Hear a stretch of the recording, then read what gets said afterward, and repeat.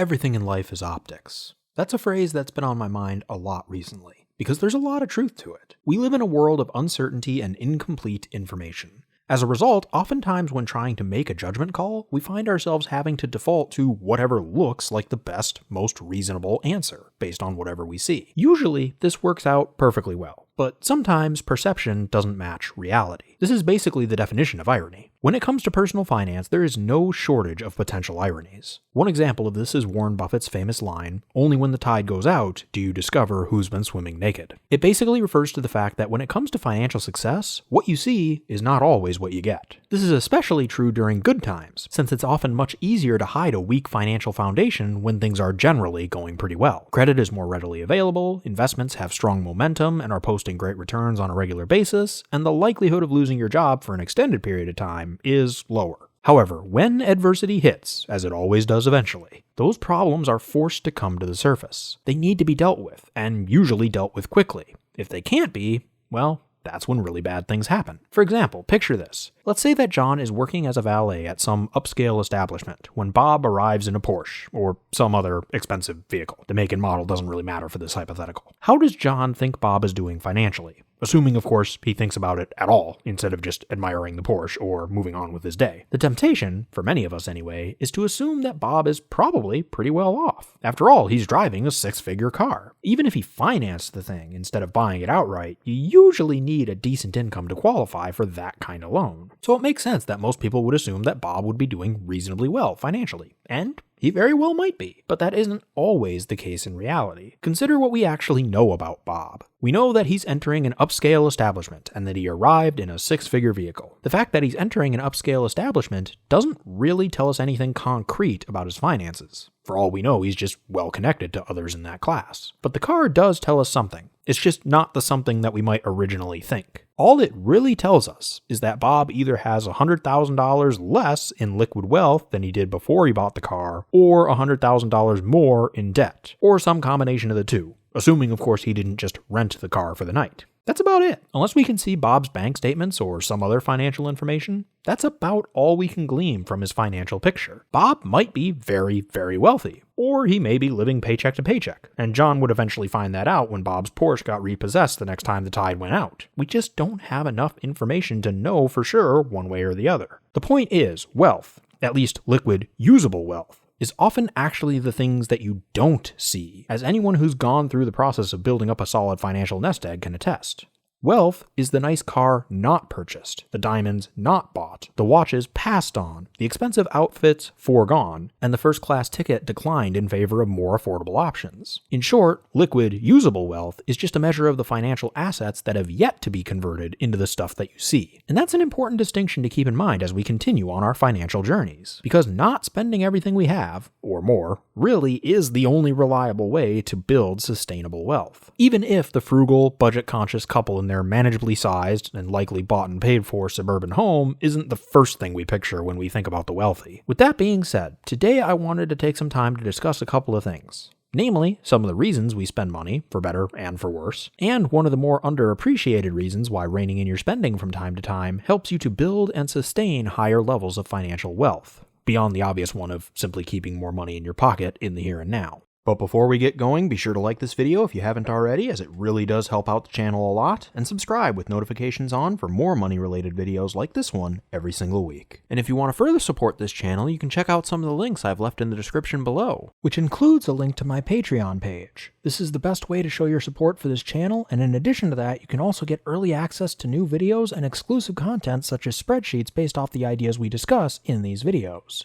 The spreadsheets will allow you to play with your own numbers and see how big of a difference some of the ideas we discuss can make for your own personal financial situation. Before we tackle the reasons we spend money, for better and for worse, I wanted to quickly touch on one of the more underappreciated reasons why reining in our spending from time to time can help us build sustainable wealth. Beyond the fact that not spending money is the quickest way to ensure that you keep more of it in the here and now, the fact of the matter is every item comes with some sort of cost. Sometimes that cost is financial, such as the maintenance, insurance, and depreciation costs we incur with cars even when they aren't being used. Other times the cost is non-financial. For instance, if our car breaks down and we are handy enough to figure out how to fix it ourselves, we avoid the financial cost of bringing the car into the shop and having the mechanic take a look at it. But we experience another type of cost in the form of our time. Or take the decision to invest instead of paying off debt. Sometimes this can work out and we can get ahead financially. But for some people, having those payments hanging over their head, especially when money is owed to a close friend or family member, can add a stress-related cost to that decision. Heck, the same thing could be said about investing in general, as the volatility can get pretty stressful at times with that as well. Other decisions may leave us with less flexibility in our lives, and the list goes on and on. The point is, everything has a price, even if it isn't handily displayed on a sticker. The ability to exert some control over those costs when you want to is one of the more underappreciated reasons that reining in your spending from time to time helps you to build and sustain higher levels of wealth over the long term. Because not only are you lowering your spending in the here and now, since you're electing to not buy something that day, but you may also be lowering your budgetary inflation over time, since you'll also avoid having to deal with the ongoing costs of maintaining, insuring, and disposing of the thing that you were considering buying in the first place. Additionally, you might be lowering your stress levels over time, which can help maintain the mental and emotional energy needed to stick with things through thick and thin over the long term, which is especially helpful in areas of budgeting and investing. And you may even be creating more free time and flexibility in your schedule, which can be helpful in taking advantage of any opportunities that come up in life. With that being said, there are a lot of reasons that we choose to spend money, but most of them tend to fall under one of four banners. We spend money to cover basic necessities, for nice-to-have conveniences, in the hopes of acquiring some form of social benefit, or for status, prestige, and/or credibility. Let's tackle each of these individually. The first category of our spending is basic necessities, like food, water, shelter, clothing, transportation, and probably insurance. And there really isn't a whole heck of a lot that needs to be said here. We obviously spend money on necessities because they're necessities.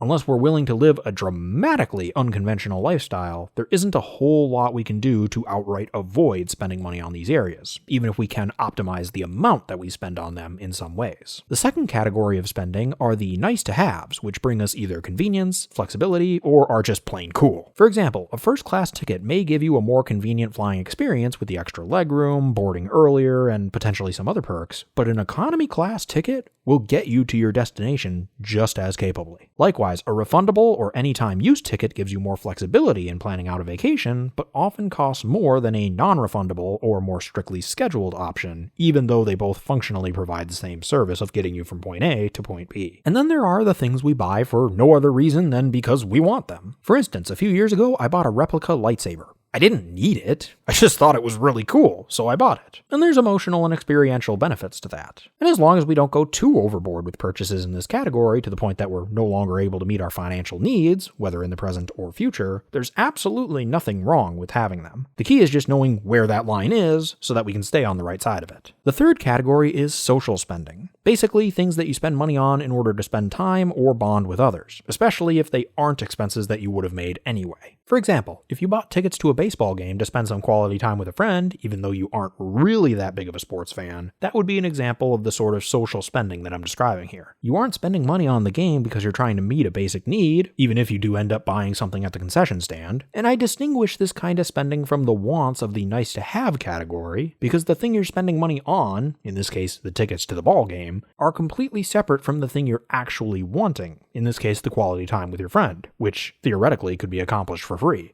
And you recognize that fact going in. The tickets are a means to an end, and that's okay. Similar to the nice-to-have category, as long as we aren't overdoing it to the point that we're seriously hampering our finances in other areas, this kind of spending can be some of the most valuable of all. They're a way to help foster more deep and meaningful relationships with those we care about. Again, the key is just knowing where the line is and staying on the right side of it so that we can be in a financial position to continue making the most of this area of spending for a long time to come. The fourth and final category is spending money for status, prestige, and/or credibility. Basically, anytime we're spending money to feed our ego, or in order to feel superior in some way, or just look the part, it probably falls under this category. And generally, this category is frowned upon in the personal finance space as being a bad form of spending, and one that you should try and keep to a minimum wherever possible. And there are some good reasons for that. Spending for status or prestige is generally not the most productive or valuable use of your money, because the things that you're really trying to get out of it are either pretty selfish, if you're actually just trying to feel superior to others, or largely unsuccessful, if what you're actually looking for are the social benefits like deep and meaningful relationships with others that we just went over in the last category. But sometimes it is at least understandable. For example, think about a financial advisor. If they arrived at a meeting in a rundown beater of a car,